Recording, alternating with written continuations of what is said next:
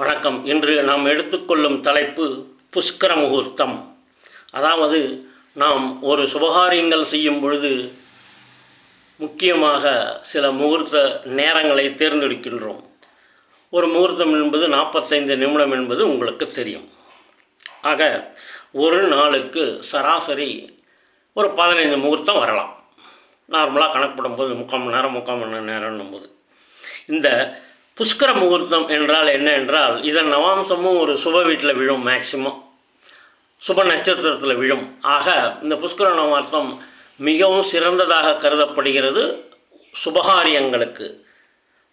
So அந்த நட்சத்திரம் என்னென்னு பார்ப்போம். 1 மேஷம் 21 டிகிரி, இதன் நவாம்சம் பரணி, அதாவது மேஷம் 21 டிகிரி பரணி 3ஆம் பாதம், இதன் நவாம்சம் துலாத்தில் விழும். 2வது ரிஷபம் 14 டிகிரி, அது ரோகிணி 2ஆம் பாதத்தில் விழும், இதன் நவாம்சம் ரிஷபம். அடுத்தது மிதுனம் 24 டிகிரி, இது புனர்பூசம் 2ஆம் பாத நட்சத்திரம், நவாம்சம் ரிஷபத்தில் விழும். அடுத்தது கடகம், இதன் நட்சத்திரம் பூசம் 4ஆம் பாதம், நவாம்சம் கடகத்தில் வீழும். நெக்ஸ்ட் சிம்மம் 21 டிகிரி, பூரம் 3ஆம் பாதம், இதன் நவாம்சம் துலாத்தில் விழும். கன்னி 7 டிகிரி, உத்தரம் 4ஆம் பாதம், நவாம்சத்தில் மீனத்தில் வீழும். துலாம் 18 டிகிரி, சுவாதி 4ஆம் பாதம், அதன் நவாம்சமும் மீனத்தில் வீழும். அடுத்தது விருச்சிகம் 3 டிகிரி, இது விசாகம் 4ஆம் பாதத்தில் வீழும், அதன் நவாம்சம் கடகம்.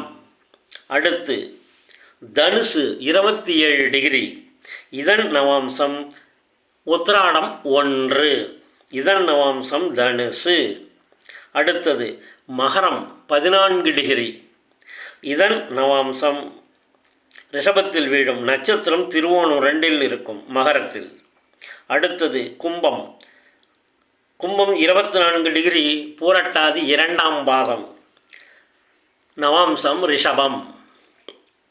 அடுத்து மீனம் 6 டிகிரி, அது உத்திரட்டாதி 2ஆம் பாதம், நவாம்சம் கன்னியில் வீழும். ஆக புஷ்கர நவாம்சம் ஒரு சிறப்பு மிக்க முகூர்த்தமாக அமைகிறது. ஏனென்றால் அதன் அம்சம் சுப வீட்டிலோ அல்லது சுப நட்சத்திரம் விழும். அடுத்தது, அதாவது சந்திரன் உச்சமாக இருக்கும் பொழுது எந்த காரியம் செய்தாலும் எல்லா தோஷங்களும் விலகும் என்று சொல்வார்கள். சந்திரன் ரிஷபத்தில், அப்போ ரிஷபத்தில் சந்திரன் இருக்கும்போது செய்கிறது அனைத்து தோஷமும் விலகும். அதே மாதிரி சூரியன் உச்சமாக இருக்கும்போதும் செய்யலாம். அவர்கள் சொல்வது அதுவும் சந்திரனை போலத்தான் சொல்கிறார்கள். அது மேஷத்தில் சூரியன் உச்சமாக என்பது உங்களுக்கு தெரியும். ஆக இந்த இரு கிரகங்களுமே மிக வலிமை வாய்ந்தது. அதனால தான் சிவலிங்கத்தின் இரு பக்கமும் அதை போட்டிருப்பார்கள். எல்லா கணக்குமே சூரியன் சந்திரனை சார்ந்தது தான். சூரியனை சந்திரனை சார்ந்து தான் எல்லாமே இருக்கிறது. அதனால தான் அதை சிவலிங்கத்திற்கு இருபுறமும் வைத்தார்கள். அதாவது எந்த கணக்கு போட்டாலும் சந்திரன் சூரியன் இல்லாமல் ஜோசியத்தில் கணக்கு போட முடியாது. ஆக நீங்கள் இந்த புஷ்கர நவாம்சத்தில் சுபகிரகம் இருப்பது மிக்க நல்ல பலனை தரும்.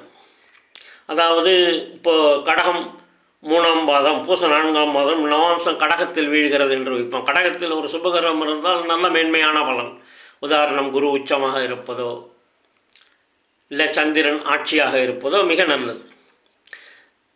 அடுத்தது ரிஷபம் 14 பாகை, கடகம் 3 பாகை, தனுசு 27 பாகை.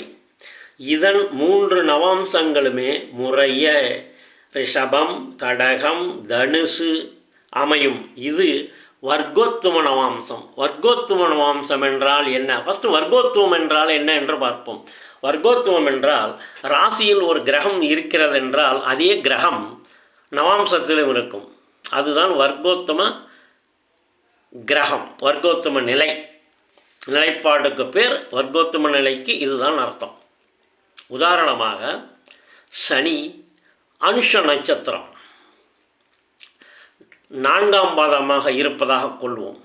அப்பொழுது அதன் நவாம்சம் ராசி சார்ட்டில் இருக்கிறது. விருச்சிகத்தில் சனி அனுஷம் 4இல், நவாம்சத்தில் அதே இடத்தில் தான் வரும், அதே விருச்சிக ராசி. ஏன்னா கடகத்திலிருந்து என்ன 5ஆவது பாதம் அனுஷம் 4 ஆக இந்த சனி வர்க்கோத்தமத்தில் இருக்கிறது என்று அர்த்தம்.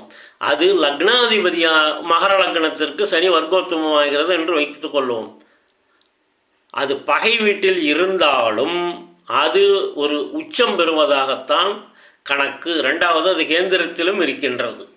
பாவகிரகங்கள் கேந்திரத்தில் பலம் அதிகம் என்பார்கள். ஆக உங்களுக்கு இந்த வர்க்கோத்தம கிரகங்கள் உச்ச பலனை தரும் என்று ஜோதிட வல்லுநர்கள் கூறுவார்கள். மேலும் குரு செவ்வாய் இணைவு குருமங்கள யோகம் தரும். சந்திரன் ரோகிணி 2இல் வர்க்கோத்தமம் பெறுவதும் புஷ்கர நவாம்சத்தில் இருப்பது யோகம் உடையவர் என்று கூறுவார்கள். இந்த முகூர்த்தம், இந்த புஷ்கர முகூர்த்தத்தை பற்றி எந்த புத்தகத்தில் குறிப்பிட்டு இருந்ததென்றால் முகூர்த்த தர்ப்பணம் என்ற நூலில் சொல்லப்பட்ட மிக மிக நல்ல முகூர்த்த நாட்கள். அடுத்த வீடியோவில் எந்த முகூர்த்தம் நன்றாக இருக்கும் என்று ஒரு புத்தகத்தில் குறிப்பிட்டிருந்தது, அது என்ன என்று அடுத்த வீடியோவில் பார்ப்போம்.